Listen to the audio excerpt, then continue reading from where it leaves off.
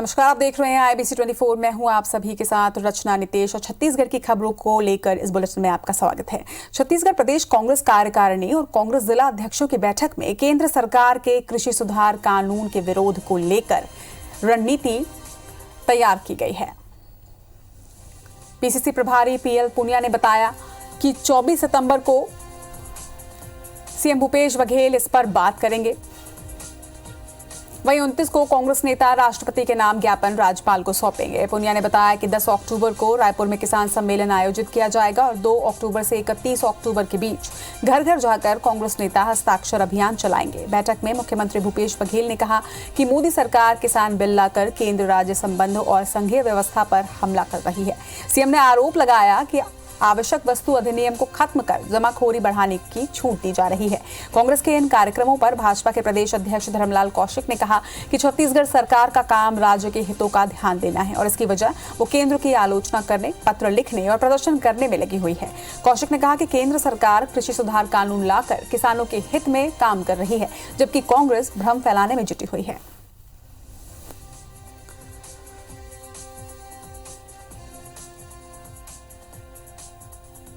Bill जो स्वीकृत किए गए हैं उसमें किसानों का शोषण है और पूंजीपतियों का संरक्षण है। इसलिए कांग्रेस पार्टी और पूरे देश की गैर भाजपाई जितनी भी पार्टियां हैं वो इस बिल के विरोध में है। इसलिए आंदोलन बड़ा खड़ा करने का निर्णय लिया गया है। अभी भी जिस प्रकार से कि किसानों को बीच में भ्रम फैलाने का काम और भ्रम फैला करके केंद्र के नीतियों के खिलाफ में प्रदर्शन का काम, जिसके माध्यम से अब ऐसा लगता है कि छत्तीसगढ़ में यहां कोई काम करने की आवश्यकता नहीं है, केवल इस सरकार का काम केंद्र की नीतियों का विरोध करना है। छत्तीसगढ़ प्रदेश कांग्रेस अध्यक्ष मोहन मरकाम मरवाही विधानसभा का 2 दिवसीय दौरा कर रायपुर लौटे। सबसे पहले उन्होंने CM हाउस पहुंचकर मुख्यमंत्री भूपेश बघेल से मुलाकात की। इस दौरान उन्होंने मरवाही में कांग्रेस की स्थिति की पूरी जानकारी मुख्यमंत्री को दी। मोहन मरकाम ने CM को मरवाही पेंड्रा गौरेला को जिला बनाने और दूसरे विकास कार्यों के कारण कांग्रेस के पक्ष में माहौल बताया। वहीं उपचुनाव में प्रत्याशी के लिए मोहन मरकाम ने मरवाही के वरिष्ठ कांग्रेस नेताओं और कार्यकर्ताओं से भी चर्चा की है। बताया जा रहा है कि आधा दर्जन से ज्यादा नेताओं ने चुनाव लड़ने की इच्छा जताई है। वहीं मोहन मरकाम ने मुख्यमंत्री को मरवाही में विपक्षी पार्टियों की स्थिति के बारे में भी जानकारी दी।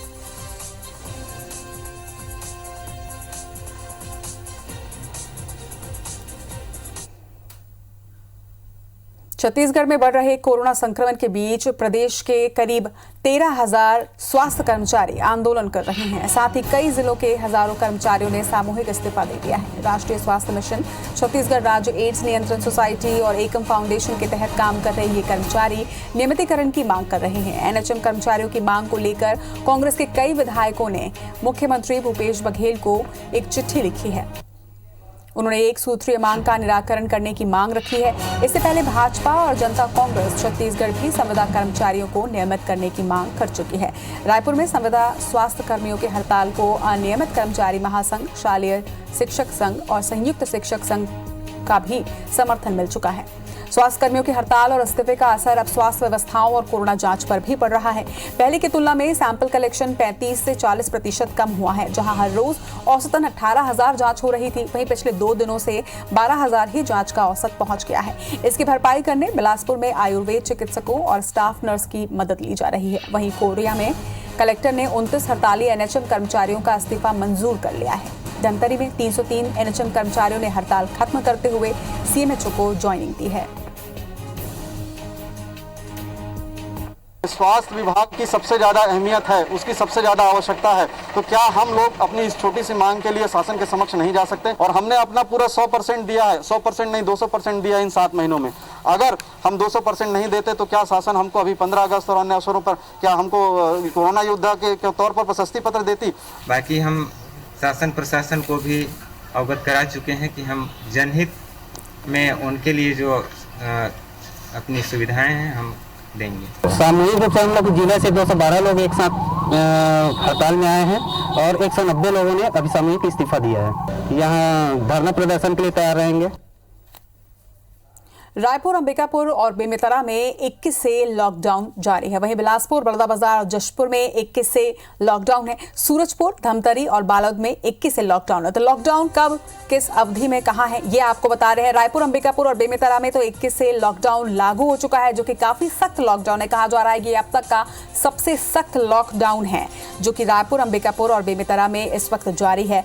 वहीं बिलासपुर, बलौदाबाजार और जशपुर में 21 से लॉकडाउन यहां भी लागू हो चुका है। कोरोना के संक्रमण को देखते हुए अलग अलग जगहों में अलग अलग अवधि के लिए लॉकडाउन लगाया गया है। सूरजपुर, धमतरी, बालोद में 21 से ही लॉकडाउन है। वहीं कोरबा, कोरिया और गरियाबंद में आज से लॉकडाउन लागू कर दिया गया है। लॉकडाउन का सख्ती से पालन कराया जाना सुनिश्चित किया गया है। वहीं मुंगेली में 30 सितंबर तक के लिए लॉकडाउन को बढ़ा दिया गया है। मुंगेली में पहले ही लॉकडाउन लागू किया जा चुका था, जिसे 30 सितंबर तक के लिए बढ़ाया गया है। वहीं दुर्ग और महासमुंद में कल से लॉकडाउन लागू कर दिया जाएगा। प्रशासन की अपील है कि घरों से ना निकलें, लोग भी ये समझें, अपनी जिम्मेदारी को समझें और लॉकडाउन का पूर्ण रूप से पालन करें। हालांकि प्रशासन ने ये भी तय किया है कि बेवजह निकलने पर सख्त कार्रवाई की जाएगी।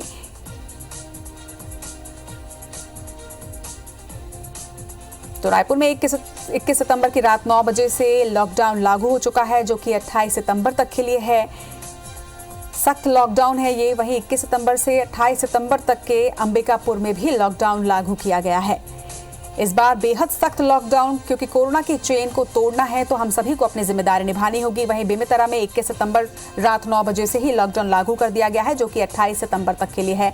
बिलासपुर की अगर बात करें तो बिलासपुर 22 सितंबर सुबह 5 बजे से यहाँ लॉकडाउन लागू किया गया है। और इसके साथ ही बलौदाबाजार की अगर बात करें तो बलौदाबाजार में भी 22 सितंबर से 29 सितंबर तक के लिए लॉकडाउन लागू हो चुका है। जशपुर में 22 सितंबर से 29 सितंबर तक लॉकडाउन लागू है। अलग अलग जिलों में अलग अलग अवधि के लिए लॉकडाउन लगाया गया है और बेहद सख्त इस बार प्रदेश में लॉकडाउन लगा है, क्योंकि जिस तरीके से संक्रमण तेजी से फैल रहा था उसे देखते हुए ये फैसला लिया गया। 22 सितंबर से 1 अक्टूबर तक के सूरजपुर में भी लॉकडाउन लागू रहेगा। वहीं धमतरी की अगर बात करें तो धमतरी में भी 22 सितंबर से 1 अक्टूबर तक लॉकडाउन लगाया जा चुका है। तो अलग अलग जिलों में अलग अलग जगहों पर अलग अवधि के लिए लॉकडाउन। 22 सितंबर से 30 सितंबर तक के लिए बालोद में भी लॉकडाउन।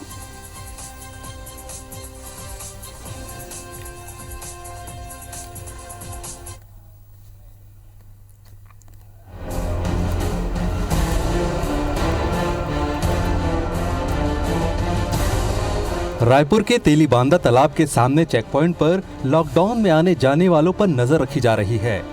संक्रमण के इस दौर में भी नियमों को तोड़ने वाले लोग बाज नहीं आ रहे हैं। घर से निकलने की वजह पूछने पर तो ऐसे बहाने बना रहे हैं जिन्हें सुनकर हंसी और गुस्सा दोनों आ जाएगा। खुशहालपुर से आया था सर, और मेरे यहाँ जो पेपर बांटने वाला अभी कोरोना पॉजिटिव रहा है उनके परिवार में, या उसको ये तो मालूम नहीं किसको आया उनके परिवार में। क्या सर, जब तक पेपर नहीं पढ़ोगे तो आदत है पेपर पढ़ने की, तो बेचैनी होती है पेपर जब तक ना पढ़े तब तक। जा रहा था इधर से ही पास में कुछ पेपर देना था तो सर रोक लिए सर। कैसा बोल रहे थे कि फाइल छोड़ना था किसी को? हाँ, कुछ फाइल था एक छोड़ना था, ऑफिशियल फाइल। कहाँ काम करते हो तो किसने? मैं पास में ही काम करता हूँ सर, यहाँ पे डॉक्टर हूँ। तो कुछ तो होगा ना जी आपका? यहाँ तो मेरा डिग्री है। क्या बोले? डिग्री है मेरा डिग्री है डॉक्टरेट का। कोविड वाले में एडमिट हैं तो मैं सामान पहुंचाने गया था खाने पीने का, कुछ मिल तो नहीं रहा है वहाँ। रायपुर में सख्त लॉकडाउन लगाया गया है। सिर्फ उन्हीं लोगों को बाहर निकलने की इजाजत है जिनके पास कोई उचित कारण हो। पुलिस उनके दस्तावेज या आईडी देखकर ही बाहर जाने दे रही है। शहर के अलग अलग हिस्सों से इसका रियलिटी चेक देखिए। लॉकडाउन में जो लोग बाहर निकल रहे हैं, क्या वो अपने साथ दस्तावेज या वैलिड रीजन लेकर के निकले हैं, इस बात की रियलिटी चेक करने उतरे हैं। हम अभी शंकर-नगर टर्निंग पॉइंट पे हैं और यहाँ पे पुलिस की चेकिंग जारी है। जो लोग निकले हैं पुलिस उनसे दस्तावेज देख रही है। चलिए हम भी देखते हैं कि क्या इनके पास दस्तावेज है। कहाँ जा रहे हैं सर? मैं मेडिकल कॉम्प्लेक्स जा रहा हूँ। है I D card? Medical store. Medical store क्या काम करते हैं या दवाई वगैरह? नहीं, दवाई के लिए जा रहा हूँ। ब्लड रिपोर्ट लाने जाना है। ब्लड रिपोर्ट कुछ है वो? नहीं, कल ब्लड देगा, कोई प्रिस्क्रिप्शन नहीं दिया था। सर उसका बिल लेके जा रहा हूँ मैं।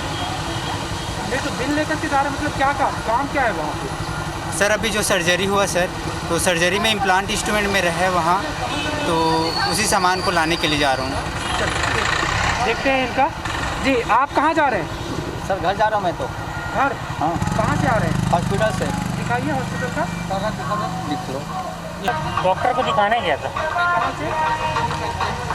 हाँ ये जी, तो ये टोटल मिलाकर के कुल मिलाकर के है कि जो मेडिकल के लोग हैं जिनको ज़रूरत है वो यहाँ पे निकलते दिख रहे हैं। आमतौर पे ज़्यादातर लोग मेडिकल इमरजेंसी वाले ही हैं। दुर्ग जिले में 24 सितंबर से 30 सितंबर तक कंप्लीट लॉकडाउन है। इस दौरान जरूरी चीजों के लिए समय निर्धारित है। बेवजह निकलने पर कार्रवाई की पूरी तैयारी की गई है। जो अभी लॉकडाउन हम लोग करने जा रहे हैं उसमें किसी भी प्रकार का छूट किसी भी क्षेत्र में नहीं दिया गया है। केवल जो मेडिकल सर्विसेज है और गैस एंड पेट्रोल पंप के सर्विसेज है उसी को खुला रखा है। बाकी सभी प्रकार की सर्विसेज बंद कर दी गई है। कोरबा और जशपुर में भी पूरी तरह लॉकडाउन है। स्थानीय प्रशासन और पुलिस अधिकारी इसका सख्ती से पालन कराने के लिए सड़कों पर उतरे। नियम नहीं मानने वालों पर आर्थिक दंड के साथ ही जेल भेजने की भी तैयारी है। महामारी की भयावहता को देखते हुए ज्यादातर लोग सरकार के इस कदम का समर्थन कर रहे हैं। हम लोगों ने प्रयास किया है कि लॉकडाउन बहुत स्ट्रिक्टली इम्प्लीमेंट कराया जाए। यदि थोड़ा सा भी कहीं पर उल्लंघन कंटेनमेंट एरिया का मिलता है तो वैसी दशा में जो है FIR किया जाएगा।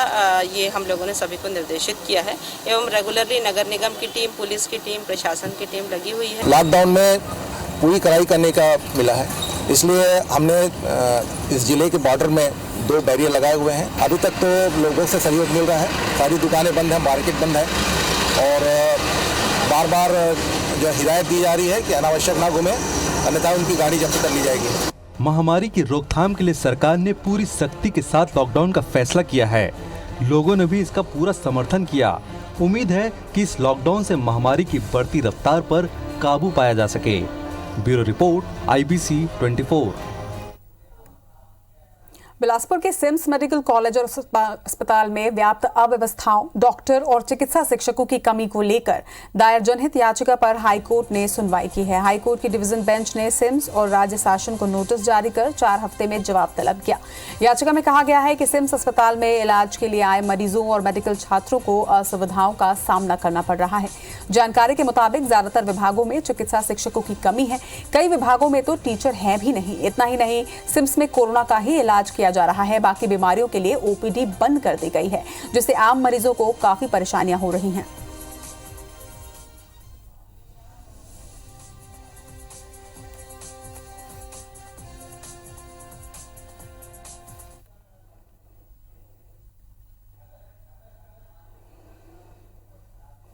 माननीय उच्च न्यायालय के समक्ष मेरे द्वारा एक जनहित याचिका प्रस्तुत की गई थी, जिसकी प्रारंभिक सुनवाई करते हुए माननीय उच्च न्यायालय द्वारा आज शासन को इस संबंध में सूचना प्रेषित करते हुए 4 हफ्तों के भीतर अपना जवाब माननीय न्यायालय के समक्ष प्रस्तुत करने हेतु आदेशित किया गया है। कोरोना संक्रमण काल में सफाई कर्मचारी का हर जगह कोरोना वॉरियर के रूप में सम्मान किया जा रहा है, लेकिन भिलाई में एक हैवान ने मिट्टी का तेल डालकर सफाई कर्मचारी को जिंदा जलाने की कोशिश की और उसके रिक्शे को आग में झोंक दिया। मामले की शिकायत भिलाई के वैशाली नगर थाने में की गई है।